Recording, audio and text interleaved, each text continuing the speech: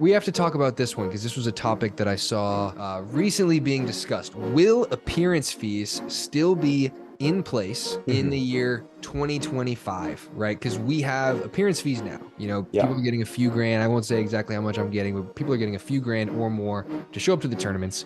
As you guys know, the basis for that is because there's a competition. So there's the APP and the PPA.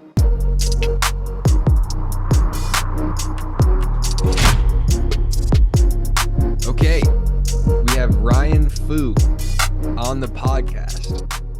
If you guys don't know who this is, that would be the opposite of surprising, because he is just entering the pickleball community now. He's been one of my closest friends since I was probably 10. First time I played him, I think I lost like 6-2, 6-0 in tennis. I'll never forget that day. Absolutely destroyed me. Ryan played varsity tennis at Michigan. He started, maybe not all the time, but we'll say he definitely was a starter frequently, and he was better than me at tennis. So that doesn't say too much, but it says just enough. And thank you for coming on the podcast, Ryan. Yeah, thanks for having me. I believe our record in tennis is 7-3 for me. That's not good. So, and the only times I won, I'm pretty sure I made some tight calls. questionable calls, questionable scoring. Bathroom breaks. Questionable bathroom breaks at very inopportune times for me. Oh, it was never an opportune time for you. I was gonna try to take. I was doing everything I could at that age. I was a dirty player when I was 12, 13. You needed the edge. You needed the advantage. I needed the edge. I needed something. And I mean, so that was a tough time in my life, just getting bullied by Ryan in the 12s and the 14s. But now we're here. Now we're playing pickleball. Ryan went to University of Michigan. He was he majored in media, and now he's a guy who he's looking to do social media stuff in pickleball. He wants to be probably somebody who does a lot of the photos, and probably he'll end up running my Instagram soon. I just deleted Instagram. I'm tired of it, but I'll be back in a couple weeks. And so he'll be probably doing a lot of that. He'll probably be playing some pro pickleball also. So tell us a little bit about your plans for your professional pickleball debut. Yeah, so I'm coming out to Boca in 3 weeks from now. Right now I'm in the great state of Rhode Island. Not what you call a pickleball hub. No, not that I know of. So yeah, been training down here a little bit. Not going pretty well. But making the move to Boca in 3 weeks, and gonna be training down there. Gonna be right next to James. So and Dave. Yes, gonna be living with Dave, pickleball Dave. It's not, that usually doesn't work out well, but I think you can handle it. We'll see. Yeah. The 2 nights I spent living with Dave went really well. So Oh, did they? They did. yeah, I don't know if you remember that, but I don't think I do. in the Hamptons. Oh yeah. Oh Yeah. that went well for you. That's what you call good? Oh no, man. Oh, God. I got different expectations. So Ryan is going to be training in Boca. He's going to be probably a good drilling partner for me soon. And we're going to first talk about the TOC preview, the Tournament of Champions. It's coming up this upcoming week. People say my podcast isn't enough about like the pro game. It's not nerdy enough like Anna's and Dylan's. My podcast is more just, I don't have notes. I kind of just say whatever comes to my mind, and that's it. And we're going to change it. We're getting into the nitty gritty today, because if there's something I do know about Ryan, he is a pickleball encyclopedia. He's a pickleball almanac. He knows everything that there possibly is to know about pickleball. He's probably watched like, I don't know, would you say 1,000 hours of men's dubs in the past month? At least 1,000 hours, maybe, of just your dubs. Whoa. And I don't even play on center that much anymore, not men's dubs, only No. mixed. Yeah. Yeah. So that's a lot. And we're gonna get into the nitty-gritties because that's what Ryan's all about. Hmm. So I'm playing TOC with Tyson, and I've got 3 more tournaments with Tyson before we are done for the year. And it's going to be interesting because I'm playing the right side with Tyson, and Tyson was usually seen as a right side specialist, and I was seen as a guy that played the left. But Tyson and I got bronze in San Clemente, and I think we're going to stick that way. I told him I'm ready to put that starting server band on. I'm going to play the right. I'm just going to get out of his way, not going to touch a lot of balls, going to let him do what he wants to do, and we'll see. So you know this, Ryan. You've seen me, probably in our friendship I'm playing the beta role a lot. Yeah. I'm just a For sure. beta guy in general. Yes. So how do you Yeah. feel about my ability to maybe play the beta role to, Big Daddy Tyson? I want him to take over. I want him to do everything, and I'm just gonna lay back. Yeah. Being friends with James for maybe 13 years now, he's definitely a beta. So, Yeah. um, I think moving to the right and letting Tyson, take over, kind of doing his thing, you maybe take a back seat, Mm-hmm. kind of watch him do his thing. Just play that, secondary role. Mm-hmm. Um, would probably be better for you guys. Maybe get some more goals. I know. What It's like when we made used to you go out, wait, what? when we used to go out, I was just gonna stay back. I'd let you dominate, you take over. Yeah, yeah. You're always there. You're always there for the help. I'm there to just watch you go to work. And that's what Yeah, I'm gonna tell Tyson. yeah. What made you change? What was the decision?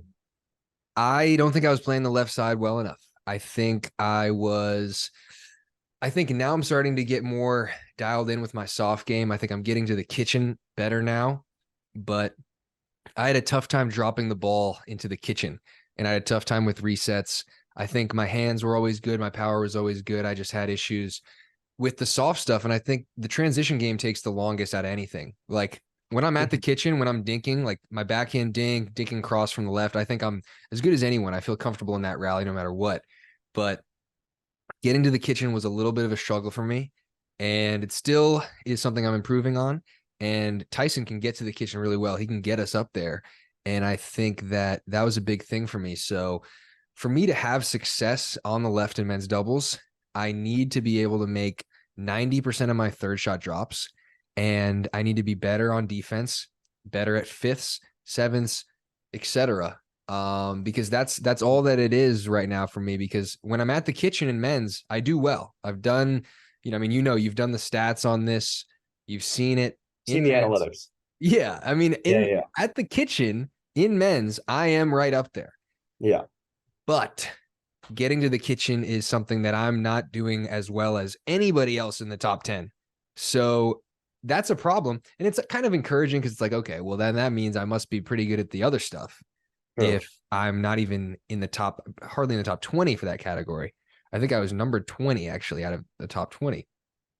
So that means I must be good at the other stuff. So I hit like 1,000 drops today. And at this point, I'm getting so many reps with Dave. I'm going to be getting them with you. I'm going to get you over to the kitchen line. You're just going to hit balls right at my feet. I'm going to drop them in. And we'll see. But that's the thing that's got to happen. So it's all repetitions. Does that answer your question? Oh, yes. Yeah. I mean, more reps, better you're gonna get at anything. You'd hope. You'd hope. I would You'd hope. hope. Yeah. So we got that. We got mixed doubles. I'm going to play mixed doubles with Yeah. Anna, as always. We're coming off of 4 straight podiums. So that's great. Shout out to Anna. Congrats, congrats. Yeah, Yeah. she is the reason 90% of it why I'm tied for the second most medals in mixed with Riley. And I don't know if I'm better at mixed than Riley. So thank you to Anna for that. And things have been good. So we'll see how that goes. There's some interesting partnerships. Jesse, Irvin, and Riley Newman are playing together. They're the 1 seeds. Anna and I are the 2 seeds. Tyson and Catherine are the 3 seeds. And thankfully, I was hoping this before the draw. I was like, please, because those are the 3 teams that I saw as the toughest teams. I could be wrong. I mean, obviously Thomas and Viv are right up there too. Yeah. I was hoping Anna and I would be on the opposite side of the draw, and we were. So we're on the bottom. Tyson and Catherine are going to be playing Jesse and Riley in the semis if everything goes well. Who do you think is favored? Because I know you've watched a lot of that Yeah. matchup, or not that matchup because it's new, but you've seen a lot of Riley against Tyson and Catherine. How do you think that's going to go with Jesse now? Who do you see making that Sunday on that half of the draw? I'm gonna have to go with Tyson and Catherine. Really? Just yeah, just from what I've seen, I have a feeling. I feel like they've been gelling recently. And It's true. so he is your partner right now. So I gotta go with the fan favorite. He's the Um, fan favorite. He yeah. is. What happens if you play him though? Is that a mental battle? It's really not. I mean, there's always, I don't think there's anything special or unspecial about playing anybody. I think playing Anna was a little different, but outside of that, it wasn't really anything. Did she I beat think you? I beat her the last time we played. Actually, the Okay. last two times we played, but that's not the biggest. Okay, That's not okay, what we're okay. talking about We're here. We getting played off again. topic. Yeah, yeah, yeah. No, Anna's running in. Oh my God. Oh no. But before that, he never beat me. Yeah, I know. I just got better at a higher rate. Yeah. So Tyson, Ryan's asking me, why have I been losing to Tyson? Reason number one, Tyson is a great player. Tyson's been playing well. I think he's playing better now than he was in January. And I think he's playing better now than I've ever seen him play. I've watched a ton of it. And I think he's getting more confident in being aggressive, speeding the ball up. He wasn't known for his hands, but I don't think that's a reason why you can't be aggressive if you're a good initiator. So I Yeah. think he's a great initiator off the bounce on his forehand side. He can poke the backhand out of the air and he can get a lot of people. So when it comes to purely just countering the ball, that's not his strong suit. But if he's playing, especially in mixed, right, where it's aggression, you want to take the initiative, you want to do what you can. I think he's playing great mixed. So if we play them in the final, I don't know, because Jesse and Riley is a really tough team. I might still rather play Tyson and Catherine in the final than Jesse and Riley, because Jesse and Riley is a really good mixed player, and so is Jesse. Jesse hasn't had the results lately, but she hasn't played with Riley lately. Yeah. So we'll see how that goes. But there's another interesting matchup in the quarters, which is obviously if both teams get there. Leah Jansen and Federico Staksrud versus Thomas Wilson and Vivian David. I know you've seen a ton of Thomas and Viv, but you haven't, Yeah. as none of us have really got to see a lot of Leah and Federico. Thomas and Viv are the 3 seed. Leia and Fed are kind of on the rise. I think both of their mixed games are on the rise. What are your thoughts on that matchup? Yeah, like you said, I've seen a lot of Thomas and Viv. So those guys, higher seed. I mean, you have to put them at the favorite, but I don't know. I mean, also when you're playing in the earlier rounds of the tournament, I feel like those are the times to take out the higher seeds. For sure. I mean, same thing in tennis. Like you get a seed first round, that's the time to take them out. Because they're a little tight. They're expecting to win. They're like, oh, first round, they're not warmed up yet. That's when you take them out. Yeah. So I don't know. What do you think? I think Thomas and Viv will win, but I'd be surprised if it isn't really competitive. Leia and Federico have been playing really well. They almost took out the Newmans last weekend, and I've been really impressed with them. So I think Federico's hitting the ball way harder. Leia's making a lot more, she's getting more consistent, it seems, by the day. That's going to be a tough team. That's not a team anybody wants to face early, I think. So let's talk about some of these men's teams that I like. Dylan Frazier and Andre Diescu. That's one where, that's going to be a tough team to actually beat because they're not going to give you anything. Andre's so solid. I'm thinking Andre's going to play the left and Dylan's going to play the right unless anything changes.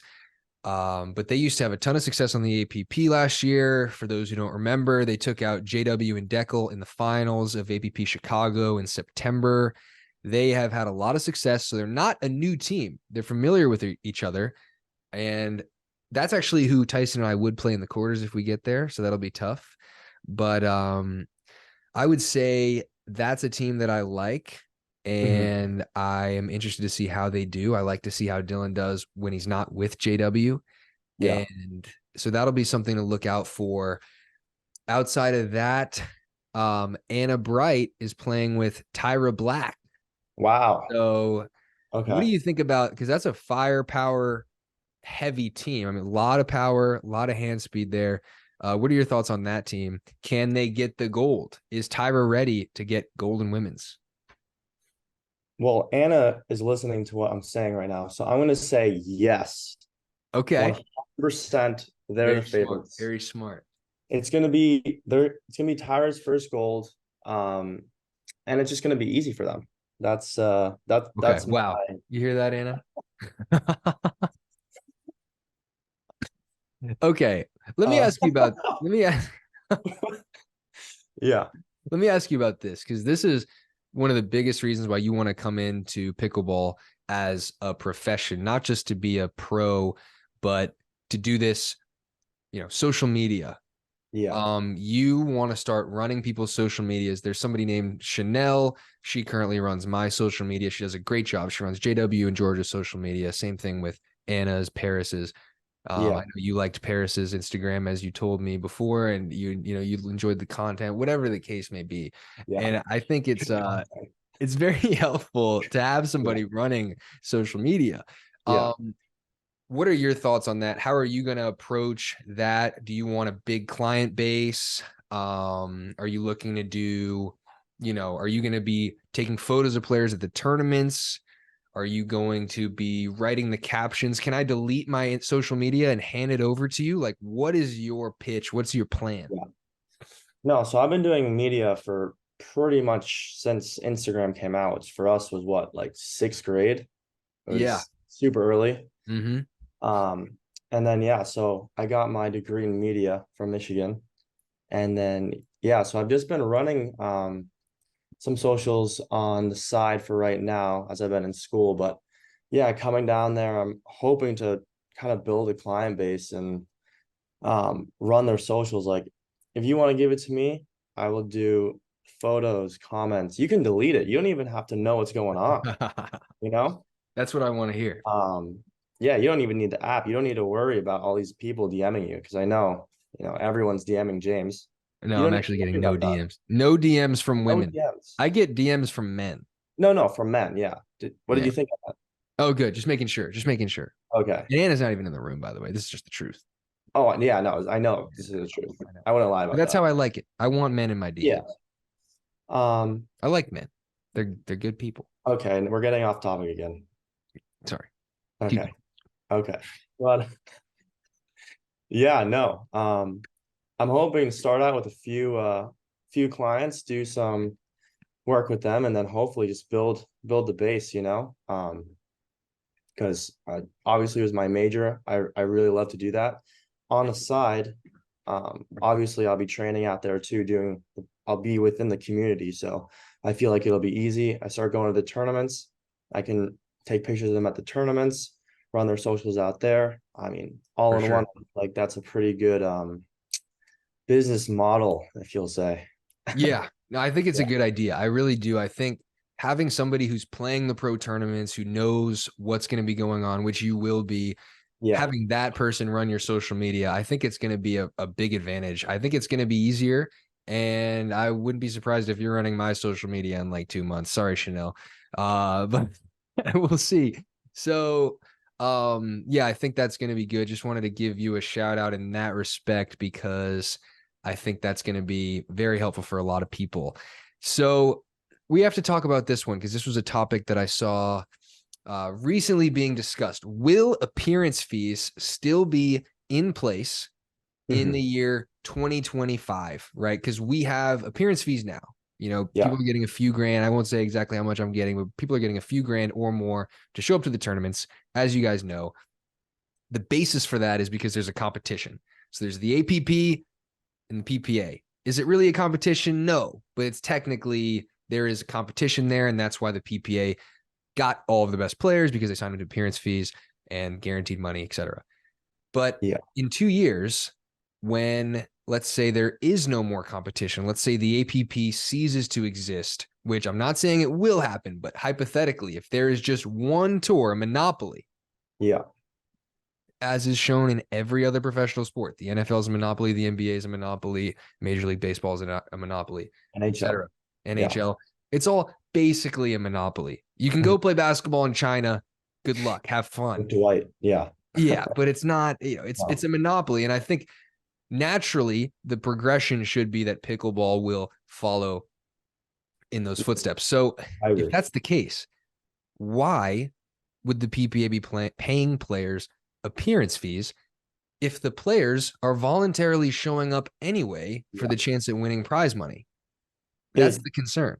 Yeah, I think if I had to make a guess, in 2 years there will not be appearance fees anymore if everything goes according to what you're saying, because for one, it's taking money away from lower level players at these tournaments, right? Good point. So yeah, that's a good point. it's harder for these lower ranked players to make money because the podium players are obviously the ones getting the appearance fees in the first place because they're contracted.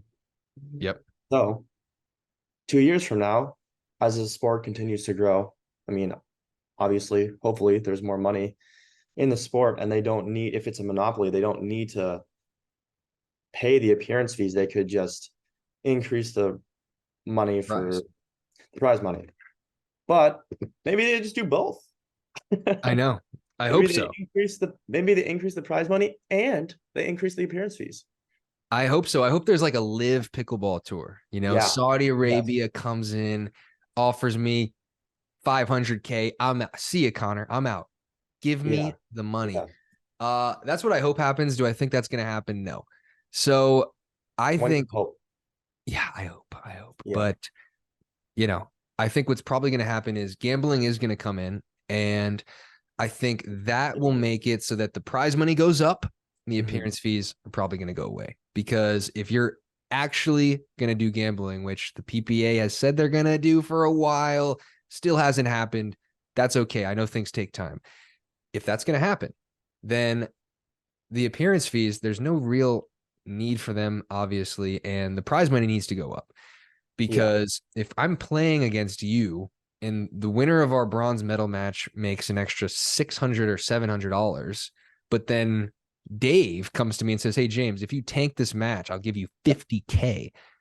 I'm going to leave it at that. But let's just leave it at that, right? It's not easy to make that choice. Actually, it is easy to make that choice. It's really an easy choice. And that's not good. So I'm not saying that the prize is going to skyrocket to some astronomical level, but I think that the prize money should go up.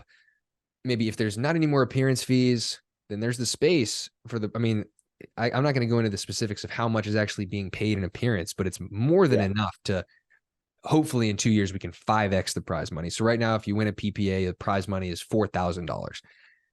If you make $20,000 or $25,000, now we're getting to the range where it's respectable enough where not everybody's throwing their matches for gambling. Yeah. Are some people? Probably. But that's the thing. I don't really know. And that's definitely some iffy territory. Yeah. And I think it's going to be tough to police, because I haven't even thought about that, because a lot of the tournaments are in Vegas. Yeah, it's going to be now Ryan's thinking like, "Oh, this is a good idea. I could make some cash here." So that's what I'm a little bit concerned with, and we'll see. But so you've already given me your thoughts on that. I guess the next thing and the last thing that we're going to talk about is there's been some discussion on King of the Court. Tyler and Jimmy's pod. I just went on their pod. It's awesome. Tyler's great. Jimmy's still learning. And what I think is really interesting is they talked about agents. They said that agents are generally taking advantage of the players. They're taking these huge fees, 20%, 25% fees. And most of them are D or D- players. They're not the best at their job. They're not, the Ryan Fu of social media. They're the James Ignatowich of social media. They don't know what they're doing. Yeah. That's what I'm being told. So I guess I think at the top it's necessary, right? Mhm. Like Ben, you got to have an agent. Usually, Annalie, you got to have an agent. I think even all the way down to like somebody like me. For me, the agent has been super helpful. Shout out Yeah. to Josh, very helpful for me. But when you get down to that territory of like the 30th best player, that's where it doesn't really, in my opinion, make sense to have an agent. So this is sort of a two-part question. When you start to come into the game, at what point will you look to have an agent? Do you think having an agent at the ranking of 25 is actually helpful, necessary? Yeah. So for the first question, at the beginning, definitely will not be looking for an agent. I'll be your agent, actually. Will be my agent. Mm-hmm. As I progress through the levels, Mm-hmm. I think there comes a point where you look at it and you say, do you have the potential to be a James Ignatowich of pickle? If you A lot do, of people do. a lot of people do. So Yeah. no, a lot of people don't. So I mean, We'll is it see. is it reasonable to be paying someone that amount of money when you're not making that much in the first place? Like, is that really going to take you to the next level? Probably not. Um, Mm-hmm. but if you're on the rise, maybe you get a few deals, you're making money, you're too busy to deal with all this stuff, like you need someone, then maybe it is. But I don't know. I think you'd know more of like the exact ranking like level where that would kind of start to be a gray area, you know? Yeah, I think there was one quote that Tyler Loong said, which was that certain players, like on this pro tour, when you get down to like the 30s, I don't know the specific ranking. I don't think he mentioned a specific ranking, but they're Mhm. living paycheck to paycheck. Yeah. And then Zane Navratil said, well, why don't they go teach lessons? You can teach a lesson for 100 an hour easily. There's no coaches in pickleball because everybody's been playing for 2 years. If you've Yeah. been playing pickleball for longer than 2 or 3 years, you're not normal, right? Like who was doing it like 5 years ago? Gym teachers. Yeah, That's like about what it. were that's a great question. Like what were the people, you look at these legacy players, right? Like I don't want to call it like Ben, Colin, Kyle Yates, like these guys that were playing pickleball, traveling the country professionally 8 years ago when the prize money was less than the plane ticket that you paid to come play. They really love the game.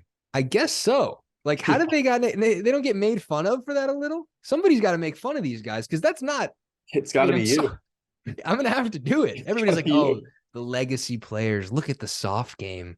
It's like, wait a second. I mean, these guys are not normal. That's not a normal thing to be doing. Like Nunnery is a great guy, but he's out there. I mean, Adam Stone, these guys, the It Feels Right podcast guys, I need to get on that podcast and ask them, like, what was the motivation They've 7 been years soft ago? for a decade. Yeah, it's just not, that's what I'm A saying. It's decade like, of being soft. I would have had no interest. I mean, the new people, okay, there's money to be made now. There's things to be done. It makes sense to come in. It makes sense for you to come in or me to come in or Federico, Paris, whatever. But 8 years ago, I don't know what these guys were up to. It might have been some sort of They really saw the vision. They were looking. I don't think that's what it was. Yeah. I don't know if they saw the vision. I think they just, I don't know what it was. Money laundering scheme. I It don't was know. some weird stuff going on back then. I feel like that's a great way to end this podcast. I feel like Yeah. With the that's about, question, what were they doing? yeah, what were the legacy Yeah. players doing 6 years ago with their lives?